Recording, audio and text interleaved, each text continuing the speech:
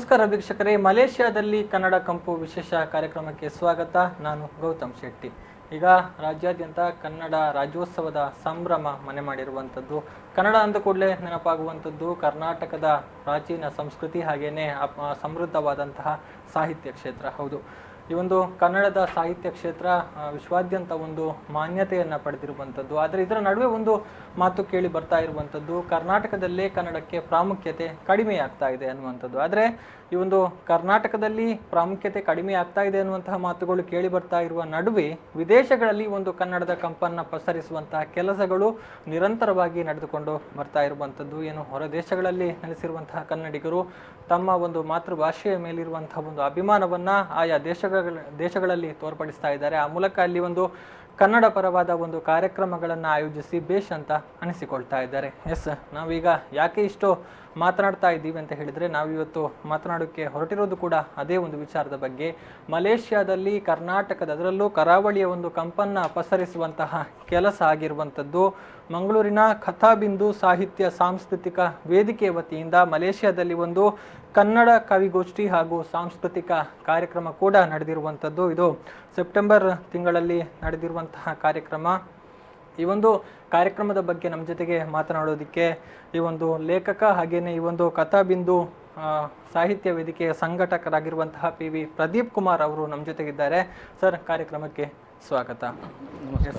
ಹಾಗೇನೆ ಈ ಒಂದು ಕಾರ್ಯಕ್ರಮದಲ್ಲಿ ಮಲೇಷ್ಯಾದಲ್ಲಿ ಒಂದು ಭಾಗವಹಿಸಿದ್ದಂತಹ ಕವಯಿತ್ರಿ ಶಾಂತಾ ಕುಂಟಿನಿ ಅವರು ಕೂಡ ನಮ್ಮ ಜೊತೆಗಿದ್ದಾರೆ. ಮೇಡಮ್, ಕಾರ್ಯಕ್ರಮಕ್ಕೆ ಸ್ವಾಗತ.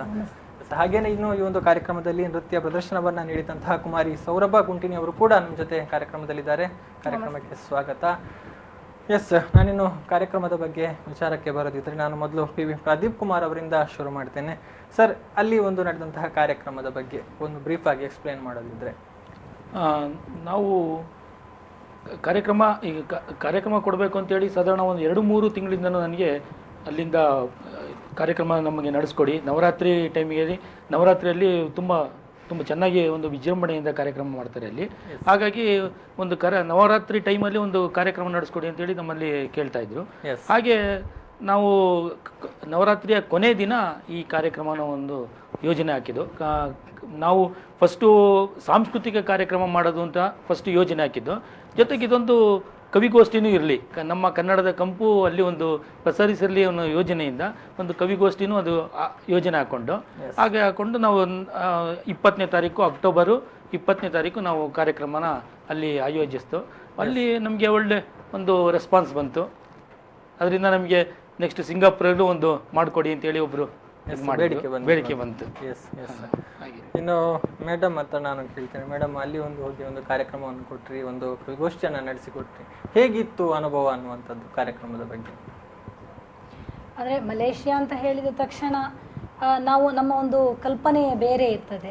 ಯಾಕೆಂತ ಹೇಳಿದರೆ ಇಲ್ಲಿ ಭಾರತ ಒಂದು ನಮ್ಮ ಕಲ್ಪನೆ ಬೇರೆ.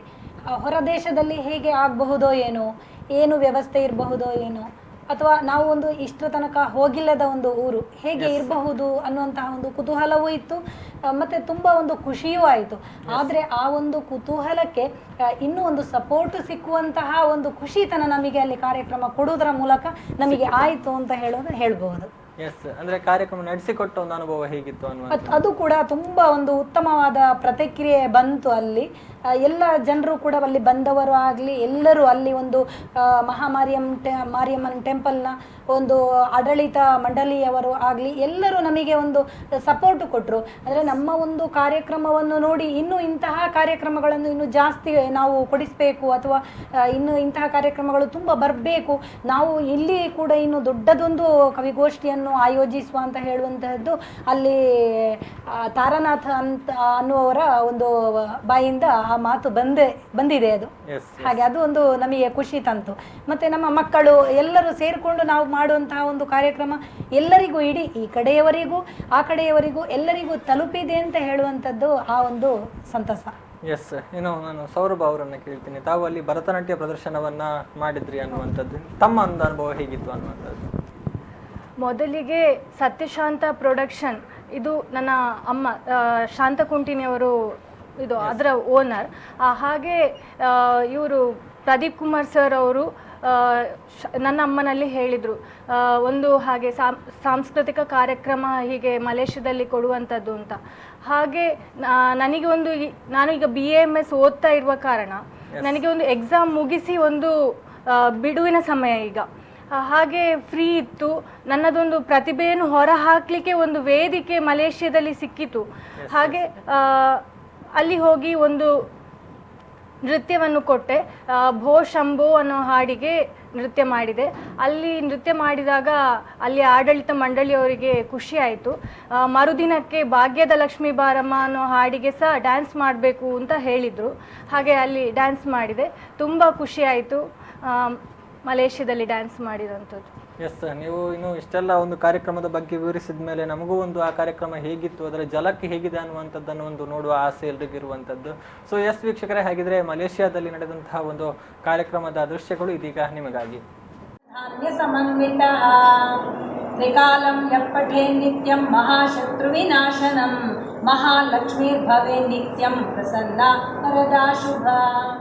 ಶಿವನನ್ನು ವರಿಸಿದ ನಂತರ ನೀನು ಚಂದ್ರಘಂಟಾಳಾದೆ, ದಶಭುಜಗಳನ್ನು ಹೊತ್ತು ನೀನು ಸಿಂಹವಾಹಿನಿಯಾದೆ. ಪರಮ ಶಾಂತಿ ಕಲ್ಯಾಣಗಳನ್ನು ಹರಸಾಲೆಂದೇ ಕರ್ತವ್ಯದಿ ವಿಘ್ನವ ತೊರೆಯಲು ನೀನೇ ಪಾಪ ವಿಮೋಚನೆಯಾದೆ. ಕರ್ತವ್ಯದಿ ವಿಘ್ನವ ತೊರೆಯಲು ನೀನೇ ಪಾಪ ವಿಮೋಚನೆಯಾದೆ. ಕುಷ್ಮಾಂಡ ಅವತಾರದಿ ನೀನು ಆನಂದ ಭರಿತಾಳಾದೆ. ಕುಷ್ಮಾಂಡ ರೋಗ ದುಃಖಗಳನ್ನು ನಿವಾರಿಸಲೆಂದೇ, ಆರೋಗ್ಯ ಭಾಗ್ಯ ಯಶಸ್ಸನ್ನು ನೀನು ಕರುಣಿಸಲೆಂದೇ, ಮಂದಸ್ಮಿತದಿ ಸರ್ವ ಖ್ಯಾತಿಯ ಜಗಕ್ಕೆ ನೀಡಲೆಂದೇ, ಮಂದಸ್ಮಿತದಿ ಸರ್ವ ಖ್ಯಾತಿಯ ಜಗಕ್ಕೆ ನೀಡಲೆಂದೇ. ಸುಬ್ರಹ್ಮಣ್ಯನ ಹಡಿದು ನೀನು ಸ್ಕಂದ ಮಾತೆಯಾದೆ. ತಾಯಿ ಮಕ್ಕಳ ವಾತ್ಸಲ್ಯವನ್ನು ನೀಡಿ ಜಗದಿ ತೋರಿದೆ. ಮಕ್ಕಳ ಮಡಿಲಲ್ಲಿ ಕುಳ್ಳಿರಿಸಿ ಹೃದಯವಂತಾಳಾದೆ. ಜಗಕ್ಕೆ ಗುರುವೆಯಾಗಿ ನೀನು ದೈವತ್ವಕ್ಕೆ ಸ್ಕಂದನ ತಂದೆ. ನಿಷ್ಕಳಂಕಳಾಗಿ ನೀನು ಕಾತ್ಯಾಯಿನಿಯಾದೆ. ಮಹಿಷಾಸುರನ ವಧಿಸಿ ನೀನು ಚತುರ್ಭುಜೆಯಾದೆ. ಧರ್ಮ ಅರ್ಥ ಕಾಮ ಮೋಕ್ಷ ಕರುಣಿಸಿಕೊಡಲೆಂದೇ, ಅಸತ್ಯವ ತೋರುವ ಮನುಜರಿಗಿಲ್ಲಿ ಪಾಠ ಕಲಿಸಲೆಂದೇ, ಅಸತ್ಯವ ತೋರುವ ಮನುಜರಿಗಿಲ್ಲಿ ಪಾಠ ಕಲಿಸಲೆಂದೇ.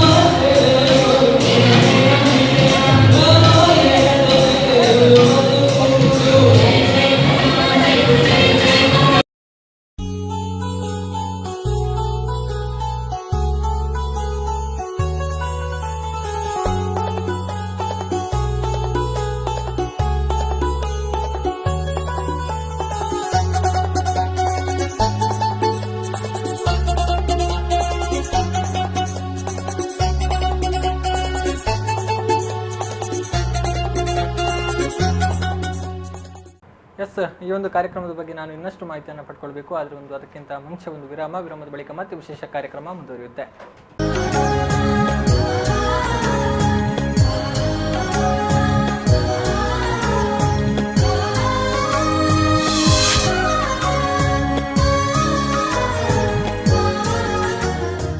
ವಿರಾಮದ ಬಳಿಕ ಮತ್ತೆ ಮಲೇಷ್ಯಾದಲ್ಲಿ ಕನ್ನಡ ಕಂಪು ವಿಶೇಷ ಕಾರ್ಯಕ್ರಮಕ್ಕೆ ಸ್ವಾಗತ.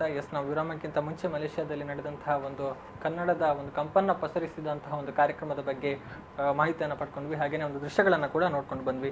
ಇನ್ನು ನಾನು ಈ ಒಂದು ಕಾರ್ಯಕ್ರಮವನ್ನು ಸಂಘಟನೆ ಮಾಡಿದಂತಹ ಪ್ರದೀಪ್ ಕುಮಾರ್ ಅವರನ್ನು ಕೇಳಬೇಕು. ಸರ್, ಯಾವುದೇ ಒಂದು ಸಂಘಟನೆ ಅಥವಾ ಸಂಸ್ಥೆ ಒಂದು ಅಸ್ತಿತ್ವಕ್ಕೆ ಬರಬೇಕಿದ್ರೆ ಅದರ ಹಿಂದೆ ಅದರದ್ದೇ ಆದಂಥ ಒಂದು ತತ್ವ ಸಿದ್ಧಾಂತಗಳು ಅಥವಾ ಒಂದು ಪರಿಕಲ್ಪನೆ ಅನ್ನುವಂಥದ್ದು ಇರ್ತದೆ. ಈಗ ತಮ್ಮ ಕಥಾಬಿಂದು ಸಾಹಿತ್ಯ ಸಾಂಸ್ಕೃತಿಕ ವೇದಿಕೆ ಕಳೆದ 11 ವರ್ಷಗಳಿಂದ ನಿರಂತರವಾಗಿ ಸಾಹಿತ್ಯಕ್ಕೆ ತನ್ನ ಕೊಡುಗೆಯನ್ನು ಕೊಡ್ತಾ ಬಂದಿರುವಂಥದ್ದು. ಇದರ ಒಂದು ಯಾವ ಪರಿಕಲ್ಪನೆಯನ್ನು ಇಟ್ಟುಕೊಂಡು ಈ ಒಂದು ಸಂಸ್ಥೆ ಆರಂಭವಾಯಿತು ಅನ್ನುವಂಥದ್ದು? ಪ್ರಥಮ ಬಾರಿಗೆ ನಾವು ಕಥಾಬಿಂದು ಸಾಹಿತ್ಯ ಸಾಂಸ್ಕೃತಿಕ ವೇದಿಕೆ ಅಂತ ಮಾಡಿದಾಗ ಕನ್ನಡದಲ್ಲಿ ನಾನು ಸಾಕಷ್ಟು ಕಾದಂಬರಿಗಳು ಬರ್ತೀನಿ, ಸಾಧಾರಣ ಒಂದು 50 ಕಾದಂಬರಿಗಳು ಬರೆದಿದ್ದೀನಿ. ಇತ್ತೀಚಿನ ದಿನಗಳಲ್ಲಿ ಕಾದಂಬರಿ ಆಧಾರಿತ ಪಿಕ್ಚರ್ಗಳು ತುಂಬ ಕಡಿಮೆ ಆಗಿತ್ತು. ಹಾಗೆ ನಾವೊಂದು ಕಥಾಬಿಂದು ಅಂತೇಳಿ ಒಂದು ಸಂಸ್ಥೆ ಹುಟ್ಟಾಕಿ ಒಳ್ಳೊಳ್ಳೆ ಪ್ರೊಡ್ಯೂಸರ್ಗೆ ನಾವು ಒಂದು ಕತೆಗಳನ್ನ ಒಂದು ಕಾದಂಬರಿಗಳನ್ನ ಕೊಡುವಂಥ ಒಂದು ಯೋಜನೆ ಇತ್ತು. ಆ ಕಲ್ಪನೆಯಿಂದ ಇದು ಬೆಂಗಳೂರು ಪ್ರೆಸ್ ಕ್ಲಬ್ಬಲ್ಲಿ ಫಸ್ಟ್ ಇದು ಉದ್ಘಾಟನೆ ಆಗಿದ್ದು. ಅಲ್ಲಿಂದ ನಂತರ ಮತ್ತೆ ನಮಗೆ ಆ ಥರ ಒಂದು ಬೇಡಿಕೆಗಳು ಯಾವುದು ಬರಲಿಲ್ಲ, ಯಾವುದೋ ಫಿಲಮ್ನಿಂದ ಯಾವುದು ನಮಗೆ ಅಷ್ಟಾಗಿ ಇದು ಬರ್ದಿದ್ದಾಗ ಈ ಸಂಸ್ಥೆನ ಏನಾದ್ರು ಒಂದು ಬೆಳೆಸಬೇಕು ಅಂತ ಯೋಜನೆ ಬಂದಾಗ ನಾನು ಈ ಸಾಹಿತ್ಯಾತ್ಮಕ ಕಾರ್ಯಕ್ರಮಗಳನ್ನ ಹಮ್ಮಿಕೊಂಡೆ. ಆವಾಗ ನಾವು ಪ್ರತಿ ವರ್ಷ ಚೈತನ್ಯ ಶ್ರೀ ಪ್ರಶಸ್ತಿ ನಾನು ಉಡುಪಿ ರಾಜ್ಯಾಂಗಣ ಪೇಜಾವರ ಸ್ವಾಮಿಗಳ ಕೈಯಿಂದನೂ ಪ್ರಶಸ್ತಿ ಕಾರ್ಯಕ್ರಮ ಮಾಡಿಸ್ದೆ, ಮತ್ತು ಮಂಗಳೂರು ಪುರಭವನದಲ್ಲಿ ಮಾಡಿಸ್ದೆ, ಬೆಂಗಳೂರಿನಲ್ಲಿ ಮಾಡಿಸ್ದೆ. ಇದೇ ಬೇರೆ ಬೇರೆ ಕಡೆ ಕಾರ್ಯಕ್ರಮ ಇದೆ. ನಾಡಿದ್ದು 15ನೇ ತಾರೀಕು ನಮ್ಮ ಮಂಗಳಾದೇವಿ ದೇವಸ್ಥಾನದಲ್ಲಿ ಕಾರ್ಯಕ್ರಮ ಇದೆ. ಹರಿಕೃಷ್ಣಪ್ಪನವರು ಪ್ರಶಸ್ತಿ ಪ್ರದಾನ ಮಾಡೋರಿದ್ದಾರೆ. ಅವತ್ತು ಸಾಧಾರಣ ಒಂದು 30 ಜನಕ್ಕೆ ನಾವು ಪ್ರಶಸ್ತಿಯನ್ನು ಕೊಡ್ತಾ ಇದ್ದೀವಿ. ಎಸ್, ಇನ್ನು ನಾನು ಶಾಂತಾ ಮೇಡಮ್ ಅವರನ್ನು ಕೇಳಿದರೆ, ಮೇಡಮ್ ತಮ್ಮ ಒಂದು ಸಾಹಿತ್ಯದ ಒಂದು ಅನುಭವದ ಬಗ್ಗೆ, ಅಂದರೆ ತಾವು ಯಾವತ್ತಿಂದ ಈ ಒಂದು ಕ್ಷೇತ್ರದಲ್ಲಿ ತೊಡಗಿಸಿಕೊಂಡಿದ್ದೀರಿ ಅನ್ನುವಂಥದ್ದು, ಆ ಬಗ್ಗೆ ಸ್ವಲ್ಪ ಹಂಚಿಕೊಳ್ಬಹುದು ಅನ್ನುವಂಥದ್ದು. ಸರಿ, ಇದು ನಾನು ಅಂದರೆ ಶಾಲಾ ದಿನಗಳಲ್ಲಿಯೇ ನನಗೆ ಈ ಒಂದು ಸಾಹಿತ್ಯದ ಮೇಲೆ ಒಲವು ಇತ್ತು. ಹಾಗೆ ನನ್ನ ಅಜ್ಜ ಮತ್ತು ನನ್ನ ದೊಡ್ಡಪ್ಪ ಎಲ್ಲ ಯಕ್ಷಗಾನದ ಒಂದು ಫ್ಯಾಮಿಲಿಯವರೇ. ಹಾಗೆ ಕಾರಣ ನನಗೆ ಒಂದು ಅಜ್ಜನ ಮನೆಯಿಂದ ಕೂಡ ನನಗೆ ಸಂಸ್ಕಾರ ಒಂದು ಸಿಕ್ಕಿದ ಕಾರಣ ಈ ಕಲೆ ಸಾಹಿತ್ಯ ಇಂಥದ್ರಲ್ಲಿ ಎಲ್ಲದರಲ್ಲಿಯೂ ನನ್ನನ್ನೊಂದು ತೊಡಗಿಸ್ಕೊಳ್ಬೇಕು ಅಂತ ಹೇಳುವಂಥದ್ದು ಇತ್ತು. ಅದಾಗಿ ನಾವು ಒಂದು ಬ್ರಾಹ್ಮಣ ಕುಟುಂಬದಿಂದ ಜನನ ಆದ ಕಾರಣ ಸ್ವಲ್ಪ ಹಿಂದಕ್ಕೆ ಇದು ಬಂತು, ನಮಗೆ ಸಪೋರ್ಟ್ ಅಷ್ಟಾಗಿ ಸಿಗಲಿಲ್ಲ. ಆದ ನಂತರ ನಾನು ಮದುವೆ ಆದ ನಂತರ ನನಗೆ ಪುನಃ ಮಕ್ಕಳು ದೊಡ್ಡದಾದ ಮೇಲೆ ನಾನು ಅದನ್ನು ನನ್ನ ಒಂದು ಕಲೆ ಆಕ್ಟಿವಿಟೀಸನ್ನು ನಾನು ಪುನಃ ಶುರು ಮಾಡಿದೆ. ಮಕ್ಕಳ ಮೂಲಕ ನಾನು ಪುನಃ ಶುರು ಮಾಡಿದೆ ಅದನ್ನು.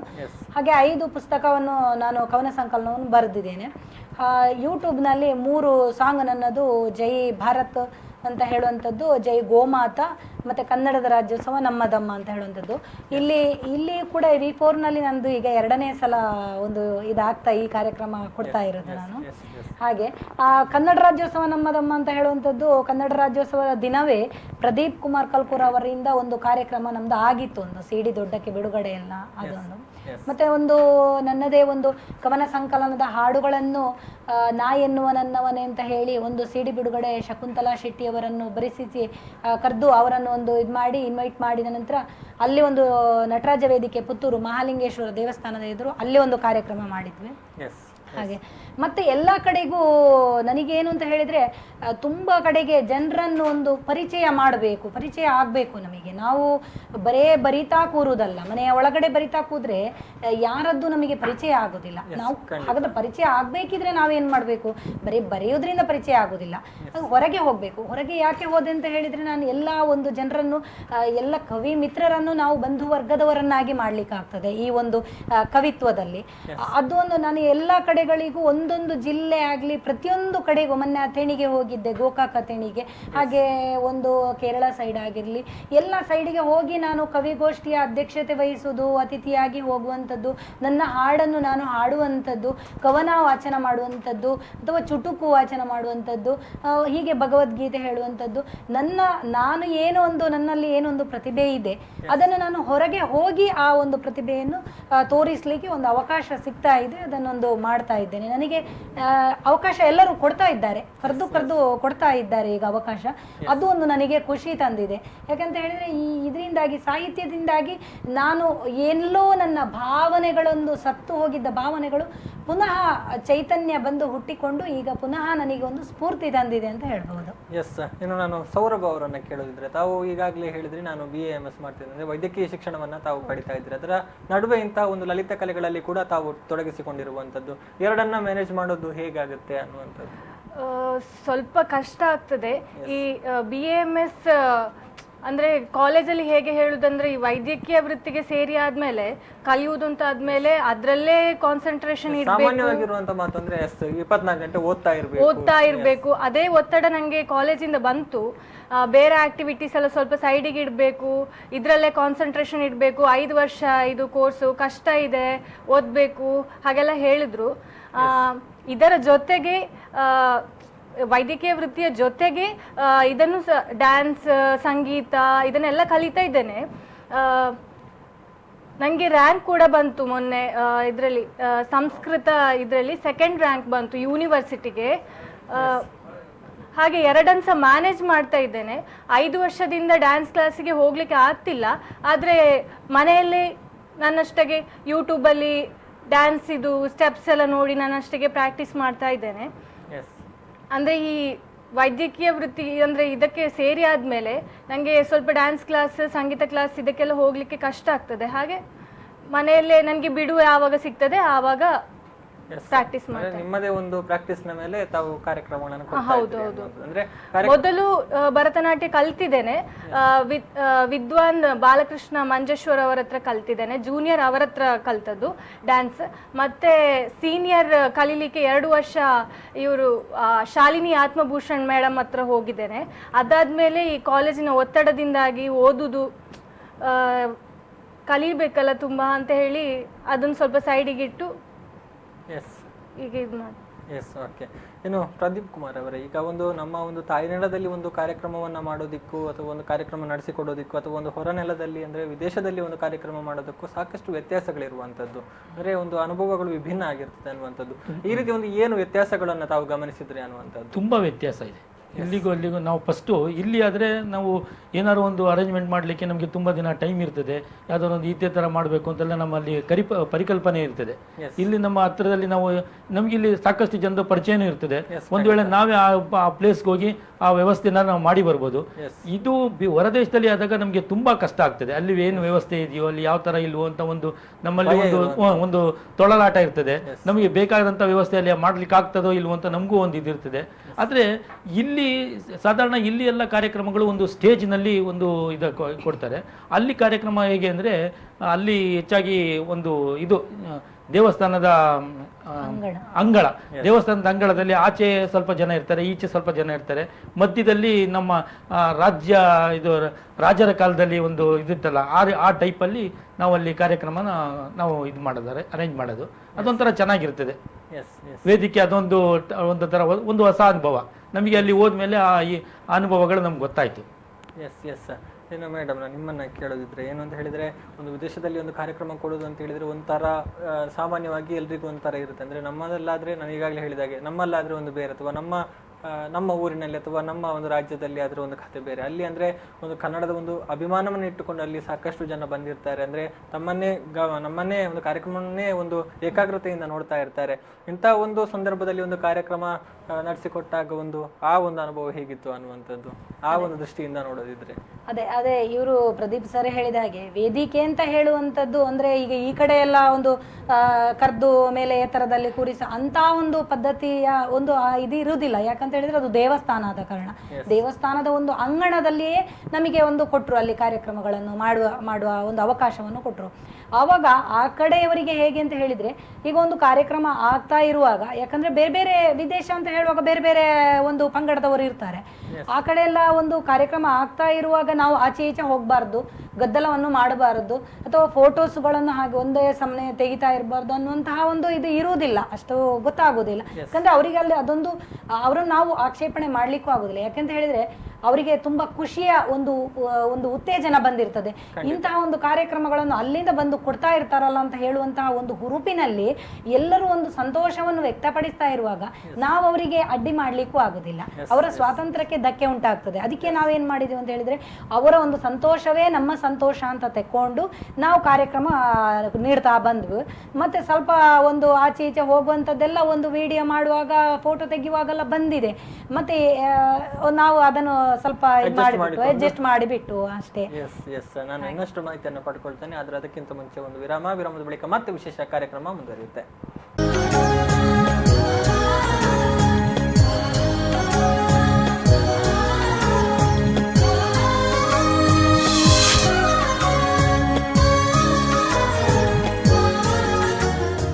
ವಿರಾಮದ ಬಳಿಕ ಮತ್ತೆ ಮಲೇಷ್ಯಾದಲ್ಲಿ ಕನ್ನಡ ಕಂಪು ವಿಶೇಷ ಕಾರ್ಯಕ್ರಮಕ್ಕೆ ಸ್ವಾಗತ. ನಾವು ವಿರಾಮಕ್ಕಿಂತ ಮುಂಚೆ ಸಾಕಷ್ಟು ಮಾಹಿತಿಯನ್ನು ಪಡ್ಕೊಂಡ್ವಿ ಮಲೇಷ್ಯಾದಲ್ಲಿ ನಡೆದಂತಹ ಕಾರ್ಯಕ್ರಮದ ಬಗ್ಗೆ. ಈ ಒಂದು ಕಾರ್ಯಕ್ರಮದಲ್ಲಿ ಪ್ರಶಸ್ತಿ ಪ್ರದಾನ ಕೂಡ ನಡೆದಿರುವಂಥದ್ದು. ಹಾಗೇನೆ ಈಗ ನಮ್ಮ ಜೊತೆ ಜಾಯ್ನ್ ಆಗಿರುವಂಥವರು BK ಮಾಧವ್ ರಾವ್. ಇವರು ಚಿತ್ರ ಕಲಾವಿದರಾಗಿದ್ದಾರೆ. ಹಾಗೇನೆ ಈ ಒಂದು ಕಾರ್ಯಕ್ರಮದಲ್ಲಿ ಇವರಿಗೆ golden life time achievement award ಅನ್ನು ಕೂಡ ಪ್ರದಾನ ಮಾಡಲಾಗಿದೆ. ಹಾಗೇನೆ ಶಾಂತಾ ಗುಂಟಿನಿ ಮೇಡಮ್ ಅವರಿಗೆ ಕೂಡ ಈ ಒಂದು ಪ್ರಶಸ್ತಿಯನ್ನು ಪ್ರದಾನ ಮಾಡಲಾಗಿರುವಂಥದ್ದು. ಸರ್, ಕಾರ್ಯಕ್ರಮಕ್ಕೆ ಸ್ವಾಗತ. ನಾನು ನಿಮ್ಮಿಂದಲೇ ಆರಂಭ ಮಾಡ್ತೀನಿ ಸರ್. ತಮ್ಮ ಒಂದು ಅನುಭವ ಹೇಗಿತ್ತು ಅನ್ನುವಂಥದ್ದು ಕಾರ್ಯಕ್ರಮದಲ್ಲಿ ಭಾಗವಹಿಸಿ? ಹೊರ ದೇಶದಲ್ಲಿ ಇಂಥ ಒಂದು ಕಾರ್ಯಕ್ರಮ ಬಹಳಷ್ಟು ಖುಷಿ ಕೊಟ್ಟಿದೆ. ಮತ್ತೆ ನಂದು ಇದು 2ನೇ ಅಂತಾರಾಷ್ಟ್ರೀಯ ಪ್ರಶಸ್ತಿ.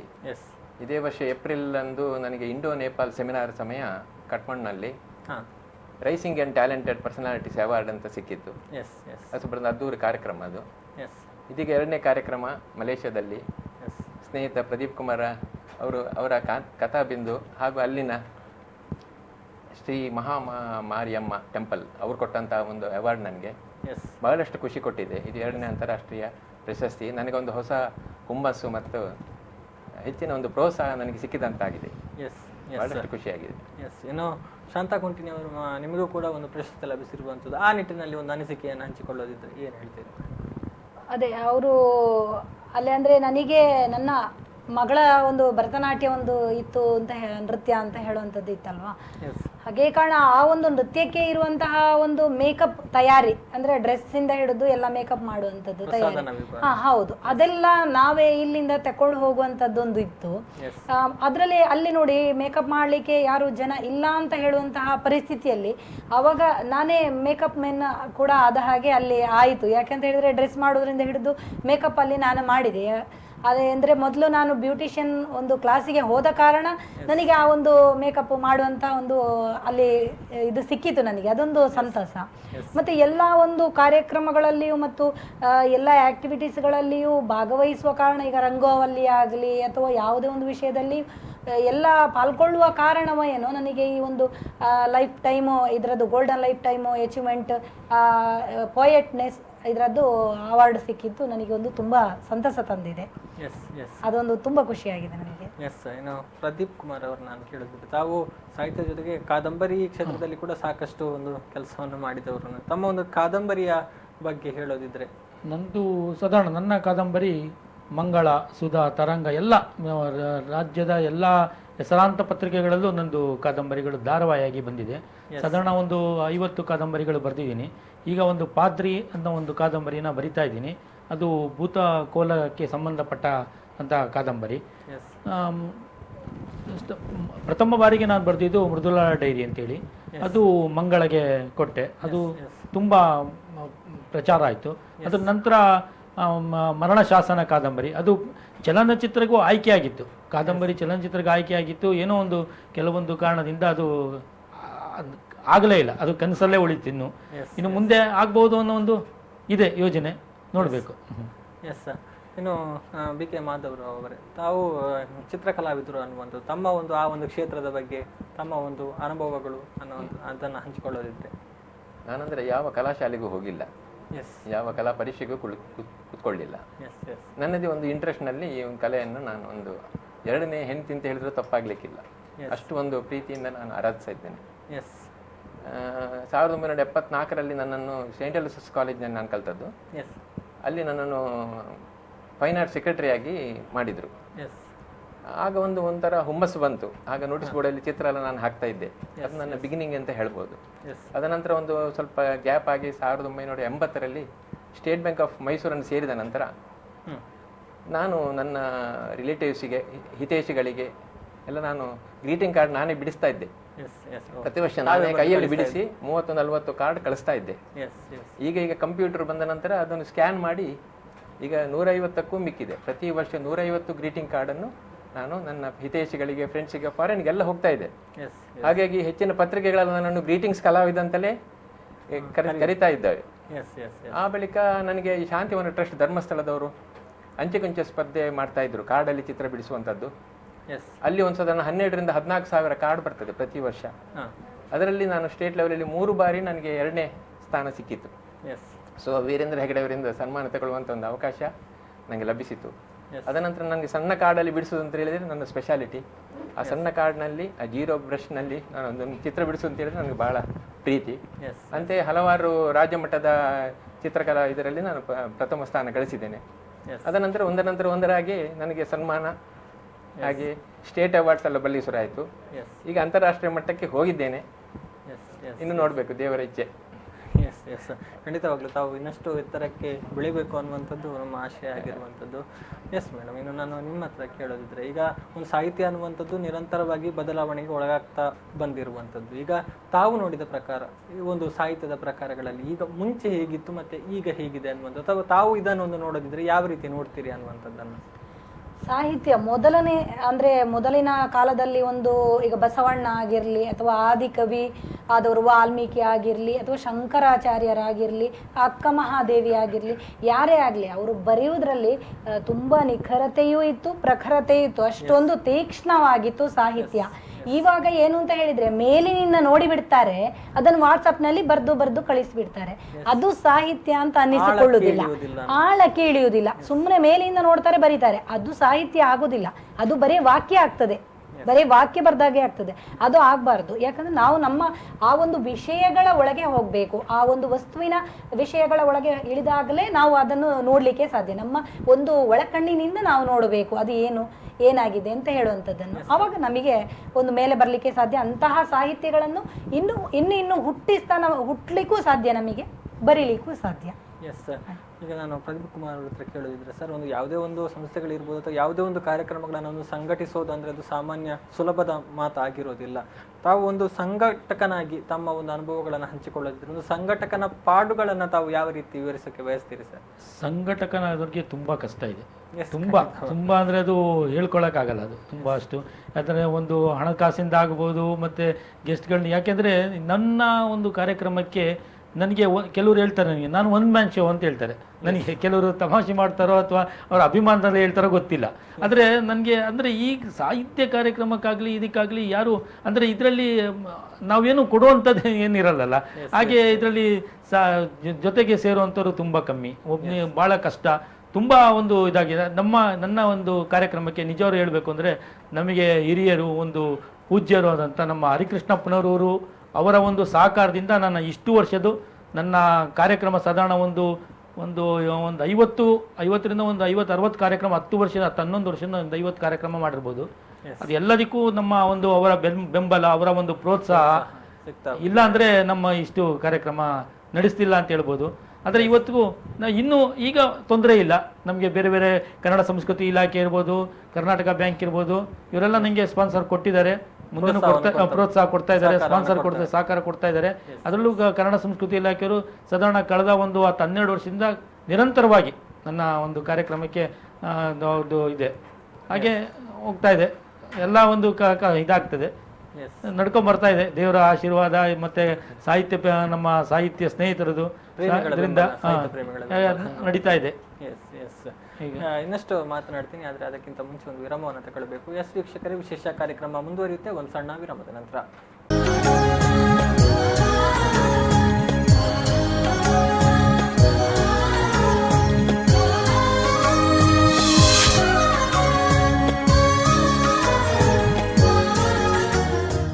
ವಿರಾಮದ ಬಳಿಕ ಮತ್ತೆ ವಿಶೇಷ ಕಾರ್ಯಕ್ರಮಕ್ಕೆ ಸ್ವಾಗತ. ನಾವು ವಿರಾಮಕ್ಕಿಂತ ಮುಂಚೆ ಮಲೇಷ್ಯಾದಲ್ಲಿ ನಡೆದಂತಹ ಕಾರ್ಯಕ್ರಮದ ಬಗ್ಗೆ, ಹಾಗೇನೆ ಸಾಹಿತ್ಯದ ಒಂದು ಈಗಿನ ವಿಚಾರಗಳ ಬಗ್ಗೆ ಸಾಕಷ್ಟು ಮಾಹಿತಿಯನ್ನು ಪಡ್ಕೊಂಡ್ವಿ. ಇದೀಗ ನಮ್ಮ ಜೊತೆಗೆ ಮತ್ತೊಬ್ಬರು ಅತಿಥಿ ಜಾಯಿನ್ ಆಗಿದ್ದಾರೆ, ಜಯರಾಮನ್ ಸರ್. ಕಾರ್ಯಕ್ರಮಕ್ಕೆ ಸ್ವಾಗತ. ಇವರು ಸ್ಯಾಕ್ಸೋಫೋನ್ ಕಲಾವಿದರು. ಇವರು ಕಾರ್ಯಕ್ರಮಕ್ಕೆ ಸ್ವಾಗತ ಸರ್. ತಾವು ಕೂಡ ಒಂದು ಕಾರ್ಯಕ್ರಮದಲ್ಲಿ ಭಾಗವಹಿಸಿದ್ರೆ ಅನ್ನೋದು ತಮ್ಮ ಒಂದು ಅನುಭವಗಳನ್ನು ಹಂಚಿಕೊಳ್ಳೋದಿದ್ರೆ ಏನು ಹೇಳ್ತೀರಿ ಸರ್? ನಾನು ಮಲೇಷ್ಯಾ ಒಂದು 4-5 ವರ್ಷ ಆಯಿತು ಹೋಗೋದು. ಎಸ್. ಹಾಗೆ ಇದು ನನಗೆ 2ನೇಯಲ್ಲಿ ಪ್ರಶಸ್ತಿ ಸಿಕ್ಕಿತ್ತು. ಎಸ್. ಮತ್ತು ನನ್ನ ಗುರುಗಳಾದ ವಿದ್ವಾನ್ ಡಾಕ್ಟರ್ ಪುತ್ತೂರು ಗಣೇಶ್ ಅವರ ಮಗ ವಿದ್ವಾನ್ ಶಿವರಾಜ್ ಪುತ್ತೂರು, ಮತ್ತು ತವಿಲ್ನಲ್ಲಿ ನಾಗರಾಜ್ ಮೈಸೂರು ಅವರಿದ್ದರು. ಅಲ್ಲಿ ನಂದು ಸ್ಯಾಕ್ಸೋಫೋನ್ ಪ್ರೋಗ್ರಾಮ್ ನಡೆಯಿತು. Yes yes. ಅಂದರೆ ತಾವು ನಿರಂತರವಾಗಿ ವಿದೇಶಗಳಲ್ಲಿ ಕಾರ್ಯಕ್ರಮವನ್ನು ಕೊಡ್ತಾ ಇದ್ದೀರಿ? ನಾನೊಂದು 4-5 ವರ್ಷ ಆಯಿತು ಹೋಗೋದು. ಮಲೇಷ್ಯಾ, ಸಿಂಗಾಪುರು, ಶ್ರೀಲಂಕಾ, ದುಬೈ ಅಲ್ಲಿ ಹೋಗ್ತಾ ಇದ್ದೇನೆ ಪ್ರೋಗ್ರಾಮ್. ಎಸ್. ಸಾಧಾರಣ ಎಷ್ಟು ವರ್ಷದಿಂದ ತಮ್ಮ ಈ ಒಂದು ಕಲಾ ಸೇವೆ ಬರೆದುಕೊಂಡು ಬಂದಿದೆ ಸರ್? ಸ್ಯಾಕ್ಸೋಫೋನಲ್ಲಿ? ಹೌದು. ಅಂದರೆ ತಮ್ಮ ಒಂದು ಈ ಸಂಗೀತ ಕ್ಷೇತ್ರದಲ್ಲಿ ತಮ್ಮ ಒಂದು 25 ವರ್ಷ. 25 ವರ್ಷದಿಂದ. ಅಂದರೆ ಸ್ಯಾಕ್ಸೋಫೋನ್ ಮಾತ್ರ ಅಥವಾ ಅದರೊಟ್ಟಿಗೆ ಬೇರೆ ಇನ್ನಿತರ? ಇಲ್ಲ, ಸ್ಯಾಕ್ಸೋಫೋನ್ ಮಾತ್ರ. ಸ್ಯಾಕ್ಸೋಫೋನ್ ಮಾತ್ರ. ಎಷ್ಟು ವರ್ಷಗಳಿಂದ ತಾವು ನಿರಂತರವಾಗಿ ಕಾರ್ಯಕ್ರಮಗಳನ್ನು ಕೊಡ್ತಾ ಬರ್ತಾ ಇದ್ದೀವಿ. S S. ಮೇಡಮ್, ಇನ್ನು ನಾನು ನಿಮ್ಮ ಹತ್ರ ಕೇಳಿದ್ರೆ ಆದರೆ ಒಂದು ಈಗ ಒಟ್ಟಾರೆಯಾಗಿ ಒಂದು ಕಾರ್ಯಕ್ರಮಗಳ ಬಗ್ಗೆ ತಮಗೆ ಒಂದು ಏನನ್ನ ಹೇಳಬೇಕಂತ ಅನಿಸುತ್ತೆ ನಿಮಗೆ? ಮೊದಲನೇದಾಗಿ ನನಗೆ ಈ ಒಂದು ಕಾರ್ಯಕ್ರಮದ ಬಗ್ಗೆ ಶುರುವಿಗೆ ಒಂದು ಮಾಹಿತಿ ನೀಡಿ ನಮ್ಮನ್ನೊಂದು ಉತ್ತೇಜಿಸಿ ಅಲ್ಲಿಗೆ ಒಂದು ಕರ್ಕೊಂಡು ಹೋಗಿ ಇಷ್ಟು ಕಾರ್ಯಕ್ರಮ ಕೊಡಲಿಕ್ಕೆ ಒಂದು ಒದಗಿಸಿಕೊಟ್ಟಂತಹ ಪ್ರದೀಪ್ ಕುಮಾರ್, ಕಥಾಬಿಂದು ಪ್ರದೀಪ್ ಕುಮಾರ್ ಅವರಿಗೆ ನನಗೆ ಅಂದರೆ ಅವರಿಗೊಂದು ಥ್ಯಾಂಕ್ಸ್ ಹೇಳಬೇಕು. ಮತ್ತು ಇವರಿಗೆ ಸ್ಯಾಕ್ಸೋಫೋನ್ ವಾದಕರಾದ ಜಯರಾಮ್ ಸರ್ ಅವರಿಗೆ, ಮತ್ತು ಅಲ್ಲಿ ಮಹಾಮಾರಿಯಮ್ಮನ್ ದೇವಸ್ಥಾನದ ತಾರನಾಥ್ ಅಂತ ಇದ್ದಾರೆ, ಅವರು ತುಂಬ ನಮಗೆ ಅವರ ಒಂದು ಮಾರ್ಗದರ್ಶನ ಸಿಕ್ಕಿತು. ಅವರ ಒಂದು ಹೆಲ್ಪ್ ಕೂಡ ನಮಗೆ ಇಷ್ಟೊಂದು ಕಾರ್ಯಕ್ರಮ ಮಾಡಲಿಕ್ಕೆ ಕೂಡ ಒಂದು ಅನುವು ಮಾಡಿಕೊಟ್ಟದ್ದಕ್ಕೆ ಅವರಿಗೆ ಕೂಡ ನಾನೊಂದು ಥ್ಯಾಂಕ್ಸ್ ಇದು ಹೇಳಬೇಕು ಅಂತ ಆಸೆ ಪಡ್ತೇನೆ. ಮತ್ತು ಹಾಗೆ ಅದೇ ರೀತಿ ನನಗೆ ಏನು ಇತ್ತು ಅಂತ ಹೇಳಿದರೆ, ಮಲೇಷ್ಯಾ ಅಂತ ಹೇಳಿದರೆ ಅಥವಾ ವಿದೇಶದವರು ಹಾಗೆ ಹೀಗೆ ಅಂತ ಹೇಳಿ ತುಂಬ ಒಂದು ಇತ್ತೀಚೆಗೆ ಮಾತನಾಡಿಕೊಳ್ತಾರೆ ಎಲ್ಲರೂ. ಆದರೆ ಅಲ್ಲಿ ಹೋಗಿ ನೋಡಿದಾಗ, ಅಲ್ಲಿ ಹೋಗಿ ಕಾರ್ಯಕ್ರಮ ಕೊಟ್ಟಾಗ ಬೇರೆ ದೇಶದವರು ಆ ರೀತಿ ಇರುವುದಿಲ್ಲ. ಎಲ್ಲರೂ ಕೂಡ ಎಲ್ಲರೂ ಒಳ್ಳೆಯವರೇ ಇರ್ತಾರೆ. ಯಾಕೆಂತ ಹೇಳಿದರೆ ನಮ್ಮ ಕಣ್ಣು, ನಮ್ಮ ದೃಷ್ಟಿ ಹೇಗೆ ಇರ್ತದೋ ಹಾಗೆ ನಮ್ಮ ಒಂದು ಮನಸ್ಸಿನ ಭಾವನೆ ಕೂಡ ಹಾಗೆ ಇರ್ತದೆ ಅಂತ ಹೇಳುವುದನ್ನು ಆ ಒಂದು ಮಲೇಷಿಯಾದ ಒಂದು ಇಡೀ ವಾತಾವರಣ ಆಗಿರಲಿ ಅಥವಾ ಅಲ್ಲಿ ಒಂದು ಆ ಟೆಂಪಲ್ನ ಒಂದು ಜನರ ಆಗಿರಲಿ ಅಥವಾ ಒಂದು ಅವರ ಆತಿಥ್ಯ, ಒಂದು ಅತಿಥಿ ಸತ್ಕಾರ ಆಗಿರಲಿ, ಎಲ್ಲವೂ ನಮಗೆ ಒಂದು ಖುಷಿ ತಂತು. ಇನ್ನು ಮುಂದಕ್ಕೆ ಸಿಂಗಾಪುರ್ನಲ್ಲಿ ನಮಗೆ ಚಾನ್ಸ್ ಕೊಡ್ತೇನೆ ಅಂತ ಹೇಳಿದ್ದಾರೆ. ಅದು ನಮಗೆ ಇನ್ನೂ ತುಂಬ ಖುಷಿ ತಂದಿದೆ. ಹಾಗಾಗಿ ಕಾರಣ ನಾನು ಎಲ್ಲರಿಗೂ, ಈಗ ಮಾಧ್ಯಮ ಮಿತ್ರರಿಗಾಗಲಿ ಅಥವಾ ಎಲ್ಲರಿಗೂ ನಾನು ತುಂಬ ಒಂದು ಆಭಾರಿಯಾಗಿರಬೇಕು ಅಂತ ನಾನು ಆಸೆ ಪಡ್ತೇನೆ. ಎಸ್. ನಾನು ಜಯರಾಮ್ ಅವರನ್ನು ಕೇಳಿದ್ರೆ, ತಾವು ಈಗ ಸಾಕಷ್ಟು ವರ್ಷಗಳಿಂದ ಒಂದು ವಿದೇಶಗಳಲ್ಲಿ ಕೂಡ ಒಂದು ಕಾರ್ಯಕ್ರಮಗಳನ್ನು ಕೊಡ್ತಾ ಬರ್ತಾ ಇದ್ದೀರಿ ಅನ್ನುವಂಥದ್ದು. ತಾವು ಒಂದು ಗಮನಿಸಿದ ಪ್ರಕಾರ ಇಲ್ಲಿ ತಾವು ನೀಡುವಂತಹ ಕಾರ್ಯಕ್ರಮಕ್ಕೂ ಅಲ್ಲಿ ಒಂದು ಕೊಡುವಂತಹ ಕಾರ್ಯಕ್ರಮದಲ್ಲಿ ಅಂದರೆ ಪ್ರೇಕ್ಷಕರಿಂದ ವ್ಯಕ್ತವಾಗುವಂತಹ ಒಂದು ಪ್ರತಿಕ್ರಿಯೆ, ಅದರ ಬಗ್ಗೆ ನೀವು ಏನು ಹೇಳ್ತೀರಿ? ಅಲ್ಲಿ ಅಂದರೆ ನಮ್ಮ ಇಲ್ಲಿ ಕನ್ನಡಿಗರು ಇಲ್ಲಲ್ಲ, ಅಲ್ಲಿ ತಮಿಳಿನವರು ಜಾಸ್ತಿ ಇರೋದು. ಅವರು ನಾವು ಕನ್ನಡಿಗ ಅಂದರೆ ತುಂಬ ನಮ್ಮ ಮೇಲೆ ತುಂಬ ಸಂತೋಷ. ಮತ್ತು ನಮ್ಮಲ್ಲಿ ದೇವಸ್ಥಾನದಲ್ಲಿ ತಾರನಾಥ ಅಂತ ಕನ್ನಡಿಗರಿದ್ದಾರೆ. ಹಾಗೆ ಅವರ ಇದರಲ್ಲಿ ನಮಗೆ ಅಲ್ಲಿ ದೇವಸ್ಥಾನದಲ್ಲಿ ಎಲ್ಲ ಮತ್ತು ತಮಿಳಿನವರೆಲ್ಲ ನಮಗೆ ತುಂಬ ಚೆನ್ನಾಗಿ ಪ್ರೋತ್ಸಾಹ ಎಲ್ಲ ಕೊಟ್ಟಿದ್ದಾರೆ. ಎಸ್. ನಾನು ಪ್ರದೀಪ್ ಕುಮಾರ್ ಅವರನ್ನು ಕೇಳೋದಿದ್ರೆ ಸರ್, ಇಂತಹ ಒಂದು ಕಾರ್ಯಕ್ರಮಗಳಿಂದ ಮುಂದೆ ಸಾಹಿತ್ಯ ಕ್ಷೇತ್ರದಲ್ಲಿ ಏನಾಗ್ಬೋದು, ಅಂದರೆ ಯಾವ ರೀತಿ ಅವಕಾಶಗಳು ದೊರೆಯಬಹುದು ಅನ್ನುವಂಥದ್ದು? ನನಗೆ ಇನ್ನೂ ವಿದೇಶದಲ್ಲಿ ಇದೇ ಥರ ಕಾರ್ಯಕ್ರಮಗಳು ಇನ್ನೂ ವರ್ಷಕ್ಕೆ ಆದಷ್ಟು 1 ಅಥವಾ 2 ಕಾರ್ಯಕ್ರಮ ಮಾಡಬೇಕು ಅನ್ನೋ ಒಂದು ಆಸೆಗಳಿದೆ. ಈಗಾಗಲೇ ಇವರು ಸಿಂಗಾಪುರದಲ್ಲಿ ಒಂದಿದೆ, ಇನ್ನೊಂದು ಕೆನಡಾದಲ್ಲಿ ಒಂದು ಮಾಡುವ ಯೋಜನೆ ಇದೆ. ಮುಂದಿನ ದಿನಗಳಲ್ಲಿ ಇದು ನೆರವೇರಬಹುದು ಅನ್ನೋ ಒಂದು ಯೋಜನೆಗಳಿದೆ. ನೋಡಬೇಕು, ಅದಕ್ಕೆ ತಕ್ಕಾಗಿ ಇದು ಎಲ್ಲ ಥರದ್ದು ಒದಗಿ ಬರಬೇಕಲ್ಲ, ಎಲ್ಲ ಥರದ್ದು ನಮಗೆ ಅದೃಷ್ಟಗಳು ಕೂಡಿ ಬರಬೇಕು. ಎಲ್ಲದೂ ಅದು ಆಗಿ ಬಂದರೆ ಆಗುತ್ತೆ ಅಂತ ಒಂದು ನಮ್ಮ ಸಂಕಲ್ಪ ಇದೆ. Yes yes. ಅಂದರೆ ಈಗ ಎಲ್ಲ ಒಂದು ಕಡೆ ಮಾತುಗಳು ಕೇಳಿ ಬರ್ತಾ ಇರುವಂತದ್ದು, ಕರ್ನಾಟಕದಲ್ಲೇ ಕನ್ನಡಿಗರಲ್ಲೇ ಒಂದು ಕನ್ನಡದ ಕಡಿಮೆ ಆಗ್ತಾ ಇದೆ. ಎಸ್. ಇಂತಹ ಸಂದರ್ಭದಲ್ಲಿ ವಿದೇಶಗಳಲ್ಲಿ ಅಥವಾ ಹೊರನಾಡಿನಲ್ಲಿ ಇರುವಂತಹ ಕನ್ನಡಿಗರು ನಮ್ಮ ಇಲ್ಲಿನ ಕಲಾವಿದರನ್ನ ಆದ್ರೆ ಒಂದು ಪ್ರೋತ್ಸಾಹ ತುಂಬಾ ಸಿಗುತ್ತೆ. ಈಗ ಹೊರಗಡೆ ನಾವು ಹೋಗಿ ನಾವು ಏನಾದ್ರು ಒಂದು ಅಚೀವ್ಮೆಂಟ್ ಮಾಡ್ತೀವಿ ಅಂದಾಗ ಅದಕ್ಕೆ ನಮಗೆ ಪ್ರೋತ್ಸಾಹ ತುಂಬಾ ಸಿಗ್ತದೆ. ಇಲ್ಲಿ ಅಂದ್ರೆ ಸಾಧಾರಣ ಎಲ್ಲ ಆಗ್ತಾ ಇರ್ತದೆ ಅಂತ ಏನೋ ಒಂದು ಇದು ಆ ಥರನ ಏನೋ ಒಂದು ಗೊತ್ತಿಲ್ಲ. ಆದ್ರೆ ಇಲ್ಲಿಗಿಂತ ಹೊರಗಡೆಗೆ ಇನ್ನೂ ಒಂದು ಸ್ವಲ್ಪ ಒಂದು ಪ್ರೋತ್ಸಾಹಗಳು ಎಲ್ಲ ಕಡೆಯಿಂದ ನಮಗೆ ಒಂದು ಮಾಧ್ಯಮ ಮಿತ್ರಗಳಿಂದ ಎಲ್ಲರಿಂದನೂ ಒಂದು ನಮಗೆ ಒಂದು ಆತ್ಮೀಯವಾದ ಒಂಥರ ಒಂದು ಇದಿದೆ, ನಮಗೆ ಒಂದು ಸಹಕಾರ ಇದೆ. ಅದೊಂದು ಖುಷಿ ಆಗ್ತದೆ ಆ ವಿಷಯದಲ್ಲಿ ನೋಡಕ್ ಹೋದ್ರೆ. Yes yes. ಇನ್ನು ಕೊನೆಯದಾಗಿ ನೀವು ಏನು ಹೇಳಕ್ಕೆ ಬಯಸ್ತೀರಿ ಮೇಡಮ್? ಟೋಟಲಿ ಆಗಿ ಅಂತೂ ಇಂತಹ ಒಂದು ಕಾರ್ಯಕ್ರಮಗಳಿಂದಾಗಿ ನಾವು ಎಲ್ಲರ ಒಂದು ಜನರ ಮನಸ್ಸನ್ನು ಮುಟ್ಲಿಕ್ಕೆ ಸಾಧ್ಯ. ಮನೆಯಿಂದ ಈಗ ಮನೆಯಲ್ಲಿ ಕೂತವರಿಗೆ ಕೂಡ ಟಿವಿಯಲ್ಲಿ ನೋಡಿದಾಗ ನಮಗೆ ಒಂದು ಹೇಗೆ ಅಂತ ಹೇಳಿದ್ರೆ ಅವರ ಮನಸ್ಸನ್ನು ಬೇಗನೆ ಒಂದು ಟಚ್ ಮಾಡಬಹುದು, ಇಂಥ ಕಾರ್ಯಕ್ರಮಗಳನ್ನು ನಮಗೆ ಕೂಡ ಕೊಡಬಹುದು ಅಂತ ಹೇಳುವಂಥದ್ದು ಒಂದು ಮಾಹಿತಿ ಸಿಗ್ತದೆ ಅವರಿಗೆ ಕೂಡ. ಅದೊಂದು ಮತ್ತೆ ಇದು ಯಾವಾಗಲೂ ನಾವು ನಿತ್ಯ ನಿರಂತರ ಇದು ಯಾವಾಗಲೂ ನಮಗೆ ಒಂದು ಮನಸ್ಸಿನಲ್ಲಿ ಉಳಿಯುವಂತಹ ಒಂದು ಕಾರ್ಯಕ್ರಮ, ಜೀವಮಾನ ಇಡೀ ಪರ್ಯಂತ ಆಯಿತು. ಅದೇ ರೀತಿ ನನಗೆ ಈಗ 15ನೇ ತಾರೀಕಿಗೆ ಕೂಡ ನನಗೆ ಒಂದು ಮೇಯ್ನ್ ಆಗಿ ನನಗೆ ಒಂದು ಗೆಸ್ಟ್ ಆಗಿ ಕರೀತಾ ಇದ್ದಾರೆ ಪ್ರದೀಪ್ ಕುಮಾರ್ ಅವರು ಅವರ ಫಂಕ್ಷನಿಗೆ. ಅದಕ್ಕೆ ಕೂಡ ನಾನು ತುಂಬಾ ಸಂತಸ ಪಟ್ಟಿದ್ದೇನೆ. ಯಾಕಂದ್ರೆ ಒಬ್ಬರನ್ನು ನಾವು ಯಾವುದಕ್ಕೆ ಆಗಲಿ ಒಂದು ಕರೆದಾಗ ಅತಿಥಿಯಾಗಿ ಯಾವುದಕ್ಕಾದ್ರೂ ಕರೆಯುವಾಗ ಅವರು ಕೂಡ ಒಂದು ಆಲೋಚನೆ ಮಾಡ್ತಾರೆ, ಯಾಕಂದ್ರೆ ಈ ಪಾತ್ರಕ್ಕೆ ಅವರು ಅರ್ಹರ ಹೌದಾ ಅಲ್ವಾ ಅಂತ. ಆ ನಿಟ್ಟಿನಲ್ಲಿ ನನ್ನನ್ನು ಅವರು ಅರ್ಹರು ಅಂತ ಯೋಗ್ಯತೆಗೆ ಒಂದು ಒಳಗಾದವರು ಅಂತ ಹೇಳಿ ತಿಳ್ಕೊಂಡ ಕಾರಣ ನಾನು ಅದಕ್ಕೆ ತುಂಬಾ ಅವರಿಗೆ ಆಭಾರಿಯಾಗಿದ್ದೇನೆ ಅಂತ ಹೇಳಿ ಆಯ್ತು. ಎಸ್, ಏನು ಜಯರಾಮ್ ಸರ್, ತಾವು ಏನು ಹೇಳೋದಕ್ಕೆ ಬಯಸ್ತೀರಿ ಅನ್ನುವಂಥದ್ದು ಕೊನೆಯದಾಗಿ ನಿಮ್ಮ ಒಂದು ಸಂಗೀತ ಒಂದು ಆರಾಧಕ ಅಥವಾ ಕಲಾ ಆರಾಧಕರಿರ್ಬೋದು ಬರೀ ಅಥವಾ ಇಂಥ ಒಂದು ಕಾರ್ಯಕ್ರಮಗಳನ್ನು ಸಂಘಟಿಸುವಂಥ ಸಂಘಟಕರಿರ್ಬೋದು, ನಿಮ್ಮ ಕಡೆಯಿಂದ ಏನಾದರೂ ಹೇಳುವಂಥದ್ದಿದ್ರೆ? ನಾನಂದರೆ ಹೇಳೋದಂದರೆ ಕನ್ನಡದ ಅವರು ಇನ್ನೂ ಹೀಗೆ ಜಾಸ್ತಿ ಜನಗಳು ಬಂದು ಹೊರದೇಶದಲ್ಲಿ ಜಾಸ್ತಿ ಪ್ರೋಗ್ರಾಮ್ ಸಿಗಬೇಕು ಎಲ್ಲರಿಗೆ. ಅದಕ್ಕೆ ಕನ್ನಡದವರು ಸ್ವಲ್ಪ ಆದಷ್ಟು ಜನಗಳು ಬರಬೇಕು ಮತ್ತು ಕರ್ಕೊಂಡು ಹೋಗೋರು ಬೇಕು.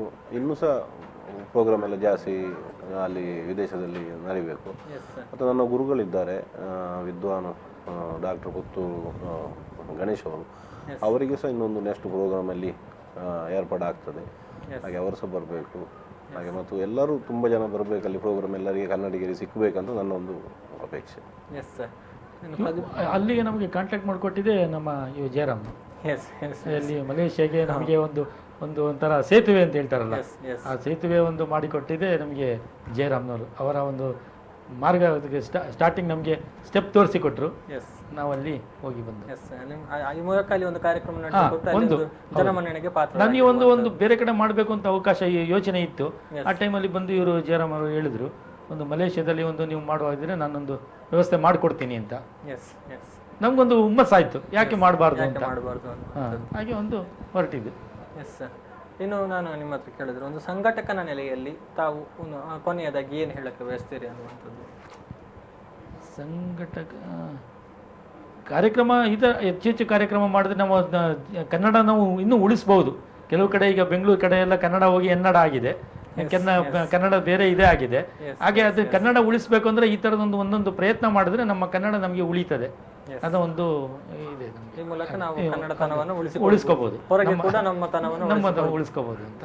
ಎಸ್, ಧನ್ಯವಾದಗಳು ಪ್ರದೀಪ್ ಕುಮಾರ್ ಅವರೇ, ಸಾಕಷ್ಟು ನಮಗೆ ಮಾಹಿತಿಯನ್ನು ಹಂಚಿಕೊಂಡ್ರಿ. ಹಾಗೇನೆ ತಮ್ಮ ಒಂದು ದೃಷ್ಟಿಕೋನದ ಬಗ್ಗೆ ಕೂಡ ನಮಗೆ ವಿವರಿಸಿದ್ರಿ. ಹಾಗೇನೆ ಶಾಂತಾ ಕುಂಟಿನಿ ಮೇಡಮ್ ಕೂಡ ಸಾಕಷ್ಟು ಮಾಹಿತಿಗಳನ್ನು ಕೊಟ್ಟರಿ, ಧನ್ಯವಾದಗಳು ನಿಮಗೆ. ಹಾಗೇನೆ ನಮ್ಮ ಜೊತೆ ಸೌರಭ ಅವರು ಜಾಯ್ನ್ ಆಗಿದ್ರು, ಸಾಕಷ್ಟು ಮಾಹಿತಿಯನ್ನು ಕೊಟ್ಟರು, ಮಾತನಾಡಿದ್ರು. ಅವರಿಗೂ ಧನ್ಯವಾದಗಳನ್ನು ಈ ಸಂದರ್ಭದಲ್ಲಿ ಹೇಳ್ತಾ ಇದ್ದೇನೆ. ಹಾಗೇನೆ BK ಮಾಧವ್ ರಾವ್ ಚಿತ್ರಕಲಾವಿದರು ಅವರು ಕೂಡ ನಮ್ಮ ಜೊತೆಗೆ ಪಾಲ್ಗೊಂಡಿದ್ರು, ಸಾಕಷ್ಟು ವಿಚಾರಗಳನ್ನು ತಿಳಿಸಿಕೊಟ್ರು, ಅವರಿಗೂ ಧನ್ಯವಾದಗಳನ್ನು ಹೇಳ್ತಾ ಇದ್ದೇನೆ. ಹಾಗೆಯೇ ಜಯರಾಮ್ ಅವರು ಈಗ ಸಾಕಷ್ಟು ವಿಚಾರಗಳ ಬಗ್ಗೆ ಮಾತನಾಡಿದ್ವಿ, ತಮಗೂ ಧನ್ಯವಾದಗಳನ್ನು ಸಲ್ಲಿಸ್ತಾ ಇವತ್ತಿನ ಈ ಒಂದು ವಿಶೇಷ ಕಾರ್ಯಕ್ರಮವನ್ನು ಮುಗಿಸ್ತಾ ಇದ್ದೇನೆ. ವೀಕ್ಷಕರೇ, ಇದು ಇವತ್ತಿನ ಮಲೇಷ್ಯಾದಲ್ಲಿ ಕನ್ನಡ ಕಂಪು ವಿಶೇಷ ಕಾರ್ಯಕ್ರಮ. ಮುಂದಿನ ಕಾರ್ಯಕ್ರಮದೊಂದಿಗೆ ಮತ್ತೆ ನಿಮ್ಮನ್ನು ಭೇಟಿ ಮಾಡ್ತೇವೆ. ನಿರಂತರ ಸುದ್ದಿ, ಮಾಹಿತಿ ಹಾಗೂ ಮನೋರಂಜನೆಗಾಗಿ ನೋಡ್ತಾ ಇರಿ V4 ನ್ಯೂಸ್. ನಮಸ್ಕಾರ.